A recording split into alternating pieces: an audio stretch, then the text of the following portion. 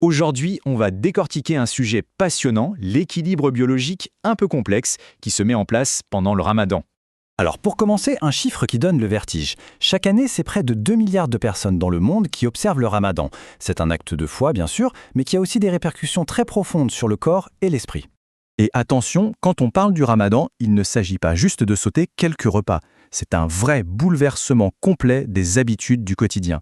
L'alimentation, le sommeil, l'activité physique, tout est chamboulé. Du coup, la grande question, c'est concrètement quels sont les effets d'un changement aussi radical qui dure quand même un mois entier sur notre corps et notre mental. Eh bien, pour y voir plus clair, justement, on va se pencher sur une étude menée en 2024 sur un groupe d'étudiants. Elle apporte des éléments de réponse vraiment très intéressants. Alors voilà le topo, les chercheurs ont suivi de très près 77 étudiants. Ils ont mesuré plein d'indicateurs de santé juste avant que le jeûne commence et puis juste après. L'objectif, c'était bien sûr de pouvoir comparer les effets sur les mêmes personnes. Bon, commençons par le positif.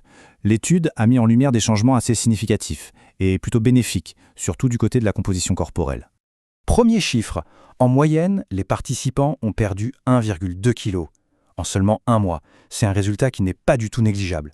Cette perte de poids, elle s'est accompagnée d'une baisse notable de leur indice de masse corporelle, l'IMC, qui est un indicateur de santé assez important.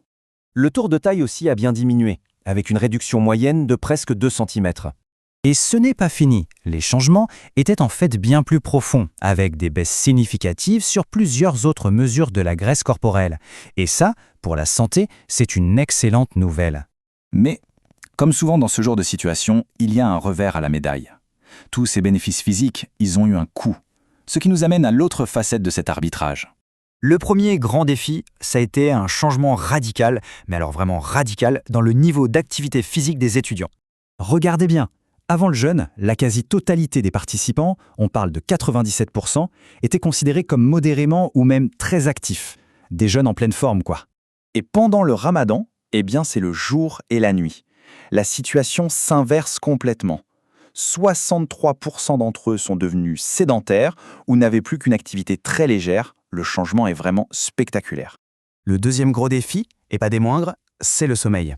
Et là aussi, les résultats sont sans appel. Le score moyen à l'indice de qualité du sommeil de Pittsburgh, le PSQI, a augmenté de près d'1 point. Et il faut savoir qu'un score plus élevé, ça signifie en fait un sommeil de moins bonne qualité. Et cette dégradation, ce n'était pas juste une impression. Des aspects très concrets comme la qualité ressentie, la durée ou encore les perturbations du sommeil se sont tous détériorés de façon significative. Alors là, on pourrait se dire logiquement, moins de sommeil et de moins bonne qualité, plus une baisse d'activité physique. Ça doit forcément avoir un impact négatif sur la santé mentale.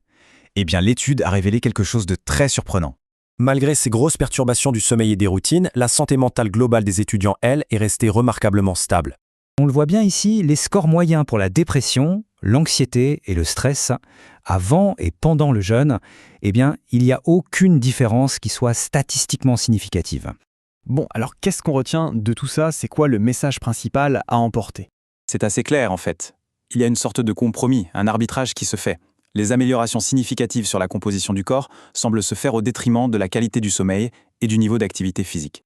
D'ailleurs, les chercheurs concluent en disant que la clé, ce serait de trouver des stratégies pour gérer ces défis pour pouvoir profiter au maximum des bienfaits du jeûne. La question qui reste en suspens, c'est donc celle-ci. Comment optimiser cette expérience spirituelle et physique qui concerne des millions de personnes pour maximiser les bénéfices tout en minimisant les défis? C'est une réflexion passionnante pour l'avenir.